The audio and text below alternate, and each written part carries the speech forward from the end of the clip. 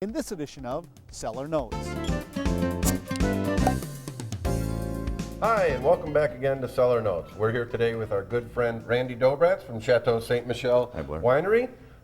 We want to talk about the great wines coming out of the Pacific Northwest, specifically the Washington and Columbia River Valley area. Randy, tell me a little bit about the reason or why Washington State particularly is such a good place for growing grapes. Well, when you think of the state of Washington, you think of cloudy days, 50 inches of rain per year. I think of Seattle and nothing but rain but Right. clouds. How do wine grapes grow in that region? Well, uniquely about Washington, most of the vineyards in the state of Washington are actually east of the Cascade Mountains. They're in a valley called the Columbia Valley, which is a very dry climate. Because of the mountains take away all of the rain and moisture for that region, and you virtually are growing grapes in a desert. The annual rainfall in this area is anywhere from 6 to 8 inches a year, which is desert by our standards. That's just a little bit more than Phoenix, I think. Yeah, but actually you have a virtual desert that you're growing grapes in. So from that aspect, you have total control. The winemakers, from start to finish, because all the crops are 100% irrigated, you have 100%. The winemakers have 100% control over what they're doing. So certain areas of the grapes need extra water, they can hit water. If they need extra sunlight, they get extra sunlight. What's nice about Washington and the Columbia Valley is the temperature in the summertime in the peak growing seasons, and also in the with the sunlight, you have virtually cloudless days, day in and day out. It's a beautiful area to visit and a beautiful area to grow grapes. So your seasons and your growing climate is very, very consistent year in and year out. Hence, you get the consistency in the grapes. That makes a lot of sense. Tell me about a little bit, you were talking about complete 100% irrigation. A lot of people in California and a lot of wine connoisseurs believe that it's best to let the grapes suffer. It's best to let Mother Nature take its course. But then again, in California, in France, in Spain, in parts of Australia, you're almost at the mercy of Mother Nature. You can get a good year, you can get a bad year. In Washington, why is that different? It's because of the total control? Yeah, and it has to do with the seasonality. Like I said, when you talk about the mountain range, the Cascades, they are a very large span of mountain range. They the mountains virtually take the weather patterns and wring out the clouds and wring out all the weather patterns. So you have really warm days during this peak growing seasons.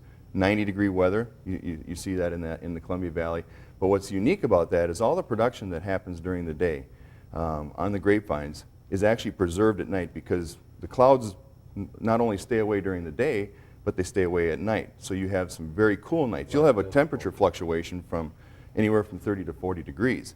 So the 90-degree weather that produced the grapes during the day is preserved at night, with the cool temperatures that come down. And that's where we're talking about the consistency. These wines and the vineyards in this area are, with the same temperatures and the same climates month in and month out. Hence, the winemakers virtually know every day what they want to do. They just have to go out into the vineyards and do their sampling and determine what they need for. It's real natural, but the winemakers can really keep their finger on the pulse of the grape and consistently, year after year, produce very high quality wines. Right. When I think of Washington, especially when you go back 10, 15 years, the first thing I think of is Merlot. That's where some great Merlots came from, beginning from the beginning of when grapes were produced in the Columbia Valley. It was the Merlot grape, followed by great white wines, including Riesling, Gewürztraminer, Chardonnay. Why are those grapes attuned to that specific area? Well, they're light and lively style wines. Merlot really was put on the map, or put Washington State on the map years ago, back in the 70s.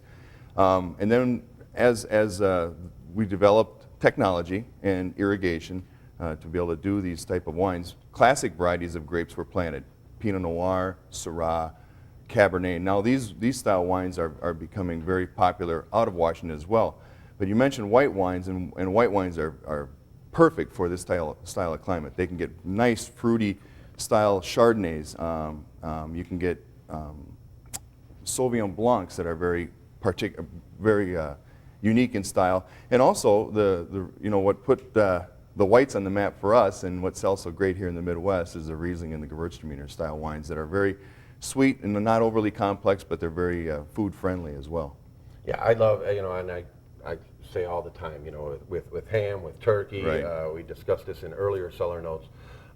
Those sweeter wines, the Riesling, the Gewürztraminer, go great with anything that's salty, anything that's spicy, any Right. kind of Asian food, and They're great for decks too in the summertime. absolutely, absolutely. Some people shy away from the sweeter wines, but there is, especially with some of your upper level Rieslings, even from Washington, like the Eroica, there is some good complexity, and they're great food wines. Yeah. They really are.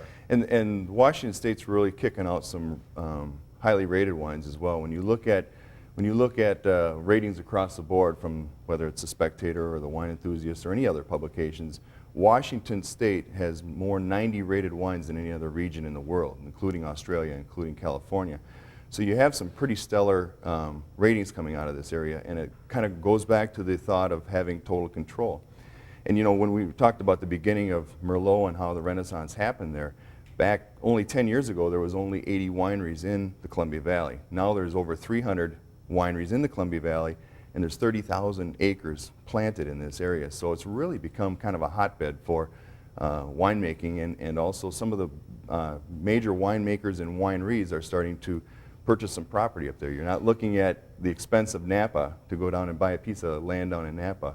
It's relatively affordable for winemaking and winemaking processes to buy. And this is still expanding too. Absolutely. There's no limit. Well, I shouldn't say no limit, but there's no visible limit to how many wineries can eventually develop in this area, as long as the irrigation and luckily you have the giant Columbia River there too. Right, and you also have now there's 8 AVAs, which is American viticultural areas that are actually recognized by the United States as areas for growing wine. There's 8 in the Columbia Valley and in Washington alone, versus a few years ago there was just a couple up there. Perfect. You touched on one subject, and I wanted to hit on that real quick. Syrah or Shiraz. What's the difference? Tell us a little bit about that and what they're producing in Washington as far as that goes. Shiraz in this country was really put on the map by Australia. I mean, with all the brands that are being imported now, Shiraz became a very popular style wine. In the United States, we produce a Syrah, which is the same grape, same processes, only a different flavor profile. And you'll find that Australian and other world areas that produce Syrahs or Shiraz are a little bit lighter in style. Where here in the United States, the Syrahs and the Shiraz wines can be a little bit more peppery, a little bit more full-bodied, and very, very food-friendly, call it. I find them a little bit more red Zinfandel kind of style, as compared to an Australian, which is just what some people call a fruit bomb. Lots of fruit forward, which is fine. But a very popular style wine for across the board. If you're not sure what you want to prepare, to serve with a meal, Syrah, Shiraz is a great complement. It pairs with foods in a very broad range. Right. Well, I want to thank Randy for being here with us. My I really pleasure. appreciate Thank your you. expertise and your help on helping us to understand some of the wines from Washington. As you stated earlier, some of the best wines produced right now are coming out of the state of Washington with some of the highest ratings. When I look at the Spectator Top 100, you always find several wines from the state of Washington in there, and that's a worldwide coverage too. Yeah. And to have that many wines from Washington in a worldwide publication is fantastic, and a real. It really says a lot about the state of Washington. And when you look at across the board as far as winemaking areas and regions, Washington by far and away is number 2 in wine production in the United States. Every state in the country now has a winery or a wine producing area. But as far as production, obviously California is first in that category, but Washington is growing very fast. It's growing more rapidly than number 2 and growing. And growing, correct. With a bullet. As fast as...